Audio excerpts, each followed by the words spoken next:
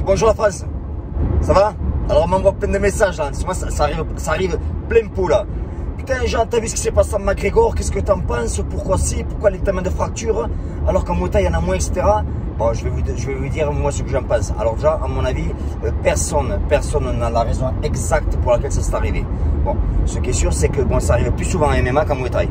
En Muay Thai, c'est très rare que quelqu'un se fracture le tibia. Ce qu'il faut savoir, c'est qu'au niveau des os, c'est que l'os est toujours beaucoup plus fort en compression que sur les côtés ou quand ce qu'on appelle un twist. C'est que tu prends un os, c'est comme un bout de bois en fait.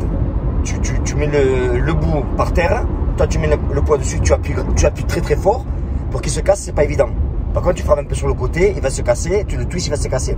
Donc un os est toujours beaucoup plus fort en compression qu'un impact sur les côtés ou un twist, ce qu'on appelle un twist. Ça c'est important à savoir. Qu'est-ce qui s'est passé à McGregor? Il y a plusieurs choses qui peuvent arriver. Alors un déjà, c'est que je sais quand même de quoi je parle, parce que les champions MMA, j'en ai formé plus d'un quand même. J'en entraîne régulièrement. Les mecs, déjà, je ne l'ai pas dit tous, mais beaucoup ne sont pas conditionnés en fait au niveau des tibias, parce que les coups de pied, ils en font pas assez. Parce que le MMA, c'est du saut, c'est de la lutte, c'est du jiu-jitsu, c'est du kick, c'est du point, de l'anglaise, c'est un peu de tout quoi. Ça fait qu'ils sont, comment dire, average, ils sont moyens un petit peu en tout. Pas tout le monde bien sûr, mais en général, ils sont moyens en tout, mais ils ne sont pas très forts dans une seule spécialité. Et donc, ce qui se passe, c'est qu'ils ne font pas assez de coups de pied. Moi, je le vois, les boxeurs en scène, ils ne font pas assez de coups de pied. Et j'ai entraîné du monde. Quand je vois les coups de pied qu'ils font, quand je les compare à ceux qui font du Muay Thai dans leur même poids, à chaque fois, je me suis dit, mais ils vont se faire détruire. Tu prends un gars, bon, Jones, je l'ai entraîné, Jones.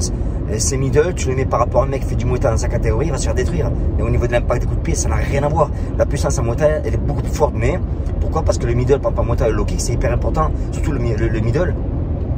Et donc les tibias sont beaucoup plus conditionnés, sont beaucoup plus durs. Parce qu'encore une fois, c'est travail. Regardez, prenez l'exemple du karaté Kyokushinkai. Karaté Kyokushinkai, ben, les phalanges sont hyper durs. Pourquoi? Parce qu'ils répètent des coups de poing au makiwara, ils répètent des coups de poing au sac. Et ça fait qu'ils ont une calcification qui se fait au niveau osseuse qui est énorme. Et ils ont des poings qui sont très durs. C'est qu'une question de pratiquer à point nu. Donc là, quand on travaille en Muay Thai, en MMA, qui frappe, il y a les tibias MMA. C'est vrai qu'ils ne sont pas conditionnés comme en Muay Thai. Ça, c'est une des raisons. Deuxième chose aussi, c'est que si vous regardez bien comment ça s'est passé, moi, je suis convaincu que McGregor, il devait avoir des chevilles aussi fragiles. Parce qu'on voit bien que d'abord, c'est la cheville qui lâche. Et après, comme la cheville comme elle lâche, en fait, et bien, c'est le bas du tibia et du péroné qui a lâché aussi, qui a cassé, quoi. Donc, il y a plusieurs choses. Il a peut-être frappé aussi un mauvais endroit, au mauvais moment. Et puis voilà, quoi. Par contre, l'autre a bloqué au bon endroit et au bon moment. Et il y a eu fracture.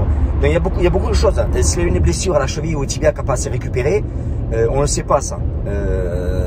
S'il n'a pas assez récupéré et qu'il a frappé dessus, ben, ça peut casser. Donc il y a plusieurs choses. Mais une chose qui est sûre, c'est qu'en MMA, ils n'ont pas les tibias conditionnés assez comme en Muay Thai. Ça c'est garanti. Ça, moi je vous l'annonce parce que je le vois. Donc c'est une chose, voilà pourquoi à mon avis ça s'est passé. Donc que vous dire de plus? Oui, alors on m'envoie aussi plein de messages concernant le tir. Alors, le tir, bon, moi, c'est pas ma tasse de thé. Bon, même si avec la police, c'est pas depuis 10 ans, je travaille avec eux, ça n'a jamais été ma tasse de thé. Je préfère le couteau ou ce que j'ai fait, le pied-point. Mais après, l'arme à feu, ça m'a jamais vraiment botté. C'est jamais ma tasse de thé. C'est pour ça qu'on me demande que tu penses du tir, etc. Donc, il y a quelques semaines de ça, quelques mois, ça, on m'a demandé par rapport au tir. Donc, sachez qu'il y a 3 tirs. Il y a le tir statique dans un stand. Après, il y a le tir sportif. Et puis après, il y a le tir, tout ce qui est combat urbain, simulation de guerre, etc. quoi. Donc, le tir dans un stand, ben, moi, je vous conseille dans un stand. Vous allez sur Internet, vous mettez stand de tir. Et vous allez faire du tir dans un stand. Si vous ne bougez pas, vous avez une cible, vous tirez.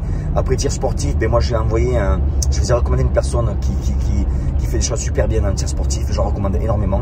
Donc si vous voulez des renseignements encore, vous pouvez me recontacter ou sinon vous allez trouver les liens plus bas. Et puis après au niveau du tir urbain, alors c'est bizarre parce qu'en fait il y a plein de monde qui me pose des questions sur le tir et j'ai reçu énormément de textes de gens qui me disent: Jean, est-ce que tu as entendu parler de Code Reno? Code Reno, je ne connaissais pas du tout, je dis la vérité, je ne connaissais pas du tout. Bon, je me suis penché sur la question parce qu'avant je parle de quelqu'un, il faut que je m'enseigne parce que c'est un mec qui parle de quelqu'un qu'ils ne connaissent pas, tu vois. Et ça fait que les mecs ils parlent de toi, mais ils ne te connaissent pas, ils ne t'ont jamais rencontré, mais ils parlent de toi, donc c'est pas bon. Donc moi je peux pas parler d'un gars, on me dit Code Reno, renseigne-toi. Je regardais et j'ai vu en fait que ce qu'il fait, c'est super bien, quoi. C'est vraiment super bien. Il sait de quoi il parle, et il fait surtout tout ce qui est tir, combat urbain, simulation de guerre.